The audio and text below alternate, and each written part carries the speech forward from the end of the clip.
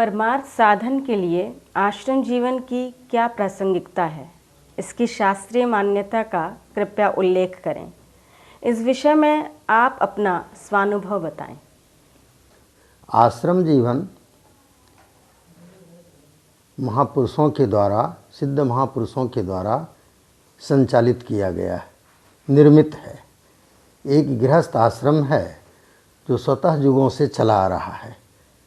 और आश्रम जो बनता है, जो हमारे गुरुदेव के काल में देखा गया, जिसमें हम लोग प्रवेश किए, दीक्षा लिए और वहाँ जीवन जिए, वहाँ के दिव्य परिवेश में जो कुछ अनुभव किया, जैसे जीवन जीने की प्रेरणा मिली और उससे जो लाभ हो सकते हैं, उसको जो जीवन में दूरगामी परिणाम होता है, उसके संबंध में प्रश्न पूछा गया है।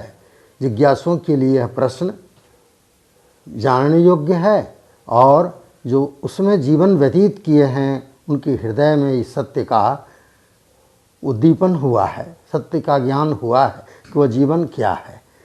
तो वह आश्रम जीवन कर्म से रहित नहीं है, क्योंकि कर्म के बिना कोई भी इंसान जीवित नहीं रह सकता, चाहे वो गृहस्थाश्रम हो या संन्यास आश्रम हो, कर्म के बिना नहीं होगा। तो इस आश्रम में भी कर्म तो सब अनिवार्य हैं। 4 बजे भोर से लेकर के 10 बजे रात्रि तक अनेक कार्यकलाप उसमें आते हैं। प्रार्थना, आरती, पूजन, वंदन, उसके बाद जो नाना तरह के हैं सब भोजन, जलपान, जितना चीज़ें हैं जैसे घरों में करते हैं वैसे यहाँ भी होता है।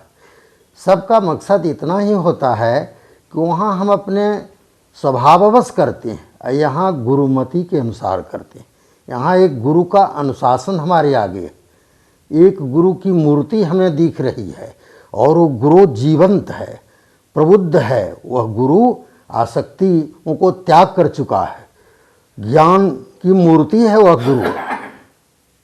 संसार में रजोगुण प्रधान मूर्ति है संसार का, उसमें ज्ञान नहीं है, वैसा विवेक नहीं है, इसलिए मनमति से सर्व कार्य करते हैं, वहाँ भी कर्म करते हैं और उसका फल भी हानि लाभ होता रहता है। लेकिन यहाँ के कर्म का हानि लाभ से मतलब नहीं, एक अद्वितीय बात है, एक अनोखी बात है। यहाँ कर्म करने की प्रेरणा में यह कहा जाता है कि जो तुम कुछ करो निष्काम भाव से करो या अपने इष्ट को समर्पित करो। जत करोसी जदस्नासी जज्जुहोसी ददासी जत जत तपस्सी कौन्तेय तत्कुरुस्व मदर्पणम। ये है, मुझे अर्पण करो। जो भी तत्काल श्रीमान स्वामी जी ने फरमाया है वो मुझे अर्पण करो, ये अर्पण समर्पण जो कहलाता है, यही समर्पण निष्कामता का पूर्ण स्वरूप है। निष्काम होते होते समर्पण होगा, यही समर्पण होने के लिए, निष्काम बनने के लिए आश्रम बनाया गया। और इसके उपदेष्टा कौन है, इसके संचालक कौन है, इसके कर्णधार कौन है, कहाँ ले जाना चाहते हैं, इस जीवन जीकर हम जाएंगे कहाँ। तो परमार्थ की सिद्धि कहा कि परमार्थ की सिद्धि क्यों हो, लोक की सिद्धि तो हम सबको होती रहती है कमोवेश रूप में। अर्थ की, जस की, भवन की प्राप्ति, नाम जस, ये संसार की चीज़ हैं, ये मिटती और बनती रहती हैं। लेकिन हम यहाँ मिटने विनाशवान वस्तु की प्राप्ति के लिए नहीं प्रयत्नशील हैं। उस सिद्ध गुरु का, उस महापुरुष ज्ञानी गुरु का ये प्रबोध जो है, आश्रमों के द्वारा जो कुछ शिक्षा दी गई, जो यहाँ कर्म कलाप कराए जा रहे हैं, उनका उद्देश्य हमारे अंतःकरण की शुद्धि है। अंतःकरण की शुद्धि है, वह समर्पण ऐसे नहीं होता, इसलिए स्वाभाविक ढंग से सेवा में लगाया जाता है। प्रथम जन्म गुरु भक्ति कर, दूजे में जप नाम। प्रथम भक्ति कहा गया, अभी स्थूल सेवा, हमारा मन स्थूल है इसलिए स्थूल सेवा में ही मन लगेगा। स्थूल सेवा झाड़ू देना, बर्तन साफ करना, भोजन पकाना, सारा चीज़ है। अपने गुरुजनों के आए गए उनका आतिथ्य सत्कार जैसे गृहस्थ में करते हैं, उतना सर्व कर्म को वहाँ भी करना, उसमें कोई फर्क नहीं है। वहाँ भी बिल्डिंग बनता है, यहाँ भी भवन बनते हैं, सब कुछ उतना होता ही रहता है। हाँ, शास्त्र विहित जो संन्यास की धर्म, जो परमार्थ पथ के लिए संयम है, वो गृहस्थ का अलग है, इस आश्रम के जीवन का अलग है। यहाँ पूर्ण ब्रह्मचर्य का, नैष्ठिक ब्रह्मचर्य का पालन होता है। अपरिग्रह का भी व्रत है। कोई भी साधक प्रेमी आश्रमवासी अपने पास द्रव्य संग्रह नहीं करता है।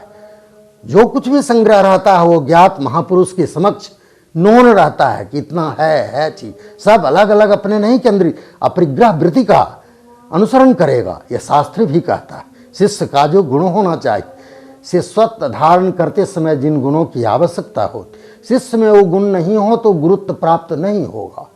जो गरिमा, गुरुत्व का मतलब गरिमा, जो हमें पतित किया है, जो हमारी सुख आनंद को छीना है, उस आनंद में हम पुनः प्रतिष्ठित होना चाहते। शिवोहम शिवोहम, तो वो सत्य की आत्मानंद की प्राप्ति के लिए अंतःकरण को शुद्ध करने के लिए ही आश्रम की योजना है। सुबह से शाम तक, शाम से सुबह, नित्य प्रति जो कुछ किया जा रहा है उसमें अपना कुछ नहीं कि मेरा है। वहाँ केवल है गुरु महाराज जी की, गुरु महाराज जी की भोजन बना रहा हूँ, प्रसाद। गुरु का मतलब ईश्वर, भगवान, इष्ट, जो हमारा कल्याण का रूप है। गुरु को हम गुरुर् ब्रह्मा गुरुर् विष्णु गुरुर्देवो महेश्वर, हमारी श्रद्धा और विश्वास ये यदि हट जाए तो हमारा शरीर जड़ हो जाएगा। ये तो संसार चलाने के लिए भी आवश्यक है। पिता पिता नहीं माने, माता माता मित्र को मित्र नहीं, विश्वास नहीं करें, श्रद्धे नहीं करें तो दुनिया में भी काम नहीं, सब ठप हो जाएगा। इसलिए श्रद्धा तो उपलब्धि है, विश्वास तो सिद्धि है, इसे सदा बरकरार रखना होगा। और यहाँ तो नितांत आवश्यक है। तो हम गुरु महाराज के इष्टमान करके उनके स्वरूप का ध्यान करते हैं, क्योंकि बीतराग पुरुषम विश्यम वाचित्तम, हमारा शास्त्र यह भी कहता है कि ध्यान किसका करोगे। ने आप मैंने ने कभी दुर्गा माता को दर्शन किया, न भगवान शिव को प्रत्यक्ष देखा, आंखों से तो देखा नहीं। ध्यान कैसे होगा, मूर्ति बनाकर देखते। और गुरु तो जीवंत रूप में है, जिनके द्वारा हमें ज्ञान प्रबोध भी प्राप्त हो रहा है, दिव्य से दिव्य बातें उनके मुख अंतस से निकल रहा है। उसे प्राप्त करके हमारा है ना प्रफुल्लता बढ़ती है, हमारी चेतना जगती है, हमें एक आत्मबल मिल रहा है, प्रेरणा मिल रही है, जिससे हमारा संसार देखने की दृष्टिकोण बदलता जा रहा है, हम दुखों से छूटते भी हैं। इसलिए हृदय को शुद्ध करने के लिए ही तमाम कर्म करते हैं जितने करणीय कर्म हैं। अनाश्रितः कर्मफलम कार्यम कर्म करोति च स्वसन्यासी च योगी च न च निरग्निर न च क्रिया। भगवान कृष्ण तो भगवान स्वयं बोलता, सिद्धों का भी सिद्ध है, गुरुओं का भी वो गुरु जो श्री कृष्ण है स्वयं बोल रहा है कि कर्मों का फल का आश्रय मत ले। ये कर्म कर रहा हूँ इसलिए इसका फल ये होना चाहिए, फल की वांछा को त्याग कर। अनाश्रितः कर्म फलम, कर्म ही तो बांधता है, कर्म बांधता है उसकी फल की इच्छा को लेकर। उस फल की इच्छा को तुम शुरू में ही जड़ ही काट दो उसको, वो उनकी प्रसन्नता के लिए कर्म करो। प्रसन्नता भी यदि नहीं समझ में आती है तो अपने आत्मा को शुद्ध होने के लिए निष्काम कर्म जो के रूप में करो, कोई इच्छा नहीं करो। प्रेम है तो उनके लिए करो, ऐसी भावना रखो। अपने लिए किसी चीज़ की इच्छा हो कि मुझे धन बढ़ जाए, मेरा नाम होने लगे, इस तरह की बहुत तरह की इच्छाएं होती हैं। उसका लहर बंद करने के लिए जो रजोगुण जनित होता है, जिसने हमारे शुद्ध सात्विक दिव्य ज्ञान को ढक दिया है, बादल बन करके ज्ञान रूपी सूरज ढका हुआ अंधकार कहीं प्रकट ही नहीं दिखता, उस ज्ञान को बादल को हटाने के लिए ये सब आयोजन है आश्रमों का। और ज्ञानी गुरुओं द्वारा ये प्रबंध किया गया। सबको इस आश्रम को नहीं बना सकता। गुरुदेव ने कहा कि जो 12 वर्ष पूर्ण विरक्त रूप से विचरण करेगा संसार में, कहीं आसक्ति युक्त नहीं, कहीं किसी के घर में निवास नहीं करेगा, अजपा का जप करेगा, 10,000 बार मंत्र जप करेगा और नित्य भिक्षाटन के द्वारा एक बार 24 घंटे में भोजन करेगा, किसी से बातें नहीं करेगा, अपना प्रणव का जप करते हुए आत्मचिंतन करते हुए विचरण करेगा, तो 12 वर्ष यदि इस व्रत का निर्वहन करेगा तो उसे सिद्धि मिलेगी, वो ब्रह्मलोक का अधिकारी बनेगा। बड़े बड़े ऋषि मुनियों के संग में, वो जो दिव्य पुरुष हैं उनके संग में वो रहने के योग्य बनेगा। तब जब सिद्ध होगा तब मेरे जैसा आश्रम खड़ा करेगा। अपने को कहा ऐसे धनी मानी लोग भी चाहें तो ऐसे कमरा बना दें, लेकिन वो आश्रम नहीं बनेगा। आश्रम सिद्धों की तपस्या का पुण्य वह फल है जो उन्होंने अपने गुरुओं से प्राप्त किया है। तो आश्रम जीवन का मतलब निष्काम भाव की सेवा, समर्पण की लक्ष्य को रख करके उनके चरणों में, जत करोसी कहा ना, जत करोसी तत्कुरुस्व मदर्पणम। हे अर्जुन, तुम जो कुछ भी करते हो, कितना दुर्धर्ष कर्म है, मर्डर कर रहा है, वहाँ मारना है, प्राणांत है, खून की नदी बहेगी, ये ऐसा भयानक कर्म। हम लोग साधारण कर्म कर रहे हैं, उसके बीच में भी कहते हैं तुम्हें जरा भी पाप नहीं लगने दूंगा, लेकिन मुझे अर्पण कर, मेरी आज्ञा हो रही है कि अभी इन सब दुष्टों का नाश कर देना। तुम नहीं करोगे तो बेटा मैं कर दूंगा भाई।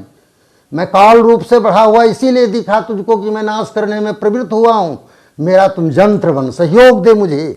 इसलिए हम लोग को भी गुरु महाराज ने आह्वान किया कि बेटा तुम जिस आनंद को मैं प्राप्त किया हूँ, आत्मानंद को, इसके लिए इस आश्रम का निर्माण किया, तुम आकर के भी अंतस को धोने में लग जा। अब ये लंबी दूरी है, मंजिल बहुत दूर, कांटा से कांटा निकाला जाता है, उसी प्रकार संसार की आसक्तियों को काटने के लिए आश्रम की योजना बनी है, आश्रम व्यवस्था का निर्माण किया गया है।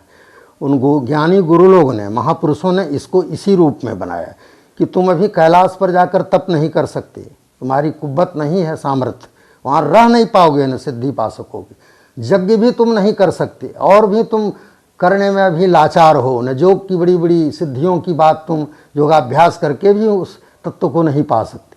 अभी सबसे सुगम मार्ग एक है जिसे अर्जुन के लिए कृष्ण ने कराया था, उस विचार को तुम भी धारण करो जो गुरु साहब कराना चाहता है। वो इसलिए तुम्हारे आश्रमों में योजना, लोग जो नहीं समझते हैं, जो संसार में ही रचे पचे हैं, जिनका मस्तिष्क वहाँ उलझ चुका है, वो बिना निवास किए, बिना आए हुए सत्संग से, जी, आश्रम व्यवहार को बिना पूर्णतः दर्शन पाए, उसके अंतरंग बातों को जाने हुए बिना वो इसकी असलियत से दूर रहते हैं। इसलिए उनको लगता है ये परमार्थ का महल भी ममत्व रूप नजर आता है, ये अपना ही घर है। ऐसी बात नहीं है, उस घर में इसमें फर्क है। बहुत से लोग मुझसे भी पूछते हैं, कहते हैं कि घर कभी छोड़ा जाता है, कोई घर छोड़ सकता है? आप लोग भी घर छोड़ा, थोड़ा सा घर छोड़ा और यहाँ कितना बड़ा घर का निर्माण किया। लेकिन मेरा अनुभव कहता है सत्य यहाँ पर है, वो नहीं समझ रहे हैं। वो आँख रहते अंधे हैं, पाँव रहते लंगड़े हो गए हैं। गुरुदेव कहते थे यही तुम्हारा असली घर है, नाना प्रकार के दुखों की बेड़ियों को काटने के लिए घर मैं बनाया हूँ। अगर इस घर से तुम्हारा प्रेम हो जाए, इस घर से स्नेह बढ़ा लो, तुम्हारा जीवन का सफलता प्राप्त हो गई। इस घर के हर कर्म तुम्हें गुरु महाराज के निमित्त होगा, इष्ट के निमित्त होगा। ये होगा ही नहीं कि मैं करता हूँ और मेरा कार्य है। यही जो जड़ होता है वासना की, वही जड़ ही काट दी जाती है। इसलिए इस घर में रह करके करते करते होगा कि गुरु महाराज जी का है। गुरु अपना अपनत्व की गांठ कट जाएगी, रस्सी से जो अपनत्व की बंधी हुई है, मैं पना, मैं का नाश होता है। जैसे उस आइटम में सेठ के लिए कहा गया कि अपने एक आइटम को काट दो, तो नाम को ही उसने मिटा दिया। अब नाम ही नहीं रहा तो कुल ये आइटम किसका बनेगा, इसका चुकता कौन करेगा, कौन देगा यहाँ पर। उस समूचा वो विवश हो गया कि अब तो नाम ही नहीं रहा, नाम ही खत्म हो गया। इसलिए अपने अभिमान को मिटाने के लिए आश्रम की योजना है। निष्कामता पर भगवान श्री कृष्ण ने बहुत कुछ कहा है गीता में। अर्जुन निष्काम नहीं थे उस समय, अर्जुन के सामने युद्ध का लक्ष्य था, जय पराजय का लक्ष्य था। लेकिन फिर भी भगवान निष्काम होने की कहते हैं कि जय पराजय को बराबर समझकर करो। शिक्षा इसीलिए दिया है। हमारे गुरु साहब ने भी कहा, घरों में जो लोग काम करते हैं, नाना प्रकार के उद्योग करते हैं, सब कुछ की वृद्धि करते हैं, लेकिन सबकी वृद्धि में होता है कि मैं करता हूँ, मैं करता हूँ। ये मैं सदा गूंजता रहता है, वहाँ पर भनभनाता रहता है, ये मिटता नहीं है नाथ। यही बंधन का कारण बनाता है। चाहे किसी प्रकार का वहाँ यज्ञ भी करे, वहाँ नाम भी जपे, वहाँ कोई मंदिर भी बनावें, क्योंकि वहाँ मोह आसक्ति से दूर हुआ नहीं, अभी बुद्धि शुद्ध नहीं होती है, और न उस तरह का विचार है, चला आ रहा है जैसे उसे चला। एक प्रवाह है, उस बाढ़ में जिसे सब कुछ बहता जाला जा रहा, वैसे ही संकल्प विकल्प की बाढ़ में उसको शोधन करने वाला नहीं मिला, न रोकने वाला। आश्रम रोका गया है ज्ञानी गुरु के द्वारा। इस आश्रम को जैसे एक समुद्र में कोई अस्थिर एक स्थान द्वीप बना दिया गया, इस द्वीप में हम अस्थिर हैं और अब हम बह नहीं सकते हैं। उसी तरह से यहाँ हम जो कुछ करेंगे, हमारा ख्याल यही होगा कि उस ठाकुर के लिए कर रहे हैं, उस सदगुरुदेव के लिए कर रहे हैं, उनका कार्य है, मेरा नहीं।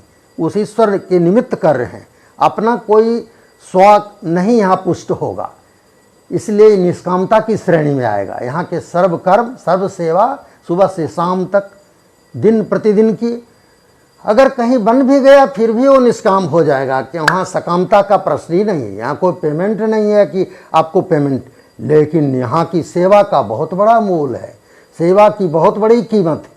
हमने उन ज्ञानी महापुरुषों से, गुरुदेव अपने भगवान परमदेव से सुना है कि सेवा की भी कोई कीमत डाली जा सकती है।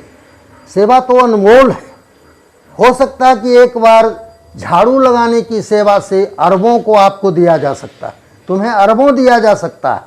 यदि पैसा में कहोगे तो अरबों दिया जाए, लेकिन अभी तुम्हारी भावना पर निर्भर करता है। तुम भगवत भाव से कि अपने गुरु महाराज उनका मैं आश्रम की सफाई कर रहा हूँ, एकदम तन्मय होकर कर रहे हो, भूख प्यास सब की चिंता छूट जाएगी, मैं कौन हूँ ये भी भूल जाओगे, इतना कर्म में तन्मय हो जाओगे, तो उस समय तुम्हारी उस सेवा की कीमत बहुत बड़ी होगी। गुरुदेव कहते थे कि बाहर में तुम कितना भी कर्म करो तो मजदूरी बन जाती है मात्र। हो सकता है मजदूरी 500 की रोज हो, 1000 का, 10,000 का, 1 लाख का रोज हो, लेकिन सेवा की तो कोई कीमत आंकी नहीं जा सकती।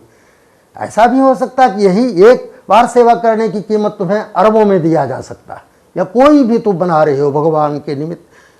घर गृहस्थी के लिए भी यही कहा कि आप इसको, अक्सर लोग जो नहीं समझते हैं, जो बाहर बाहर रहते हैं, दिल उनका नहीं मानता है कि ये कुछ कर रहे हैं यहाँ पर रह करके। ये भी तो हमारे इसे घर में ही रहते हैं, भोजन पकाते हैं, खाते पीते चलते और यात्रा करते हैं, और सुख से भी सोते हैं रहते हैं, किसी चीज़ की कमी भी नहीं दिखती है उनको। पुराने उन भिक्षाटन करने वाले जोगियों की तरह भी नहीं दिखते हैं, लेकिन फिर भी इनका कोई दावा नहीं बन रहा है, क्योंकि जड़ ही काटा गया। यहाँ न किसी की पूंजी बनती है, न कुछ होता है, न नाम बनता है, सब नाम उनके ऊपर होता है, उनका ही नाम जाता है, सब कुछ उनके लिए छोड़ा गया। हमारा सब कर्म का अंतिम रिजल्ट वही है, उनका अर्पण करना उनके चरणों में। ये इसके साहचर्य में कुछ दिन जीवन बिताने पर, यदि 1 साल के जीवन में रह कर के हम यदि समझना चाहें, हमारा हृदय यदि जिज्ञासु है, हम सेवा परायण होकर रहें, सुलझे हुए मस्तिष्क से सत्संग का श्रवण करें, इस मंदिर की पाठशाला की पढ़ाई पढ़ें, तो 1 महीना में अनुभव करेंगे कि बात कुछ दूसरी है, उनको लग जाएगा। और बाहर के छोटी छोटी चीज़ों का त्याग करना मुश्किल होता है। वहाँ पर जो हम घर बनाए, एक झोपड़ी बनाए, छोटा मोटा जो कुछ भी, उसका त्याग नहीं हो सकेगा, बार बार करेगा फिर मन करेगा। लेकिन यहाँ बड़े बड़े आश्रम बने हुए से भी उनकी आज्ञा होगी कि चले जाओ वहाँ आगरा आश्रम में, जरा भी ननूना चलने, तो इसमें कोई मोह होगा। परमपुरी आश्रम को छोड़कर दूसरी जगह कहीं भी आश्रम में उसका प्रति मोह नहीं बनेगा, क्योंकि इसलिए आसक्ति नहीं है, इसलिए कि स्वकर्म भाव से नहीं उकार रहा कि मैं कर्म करता हूँ और इसका फल ये मुझे है, ये मेरे पिताजी का है, ऐसा भी नहीं है, ये गुरु महाराज जी का है। गुरु महाराज स्वयं ज्ञान से प्रदीप्त हैं, उनके लिए कुछ भी कर्म नहीं है। आश्रम हमारे कल्याण के लिए से कांटा तैयार किया, कांटा से कांटा को, ये मेरे जीवन का बिल्कुल साक्षात अनुभव है, मैं अनुभव किया हूँ, कर रहा हूँ, इसमें कोई भी संदेह नहीं है।